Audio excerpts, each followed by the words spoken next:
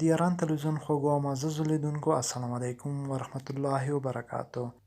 د افغانستان کرکټ ملي لوبډلې بریا د چا لپاره اغیزمنه وه؟ نن د افغانستان لوبې بې شمېره لیدونکي درلودل چې زیات شمېر یې د افغانستان په ننګ ولاړ وو. نن د افغانستان بري لپاره بنګلادیش، هندوستان او انګلستان لوبډلې د بري هیله درلوده. د پاکستان کرکټ ملي لوبډلې په نننۍ ماتې سره د بنګلادیش بل پړاو ته چانس پیدا کېده. انګلستان هم همداسې، خو هند بیا هسې د پاکستان مخالفت کوي. یو څه ویره هم لري چې بل پړاو کې ورسره مخامخ نشي.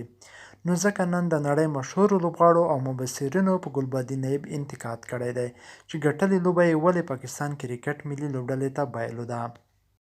دا لومړی ځل دی چې افغانستان په ماته دومره د مشهورو څیرو ټویټونه پر ټویټر باندې ټویټ شوي دي.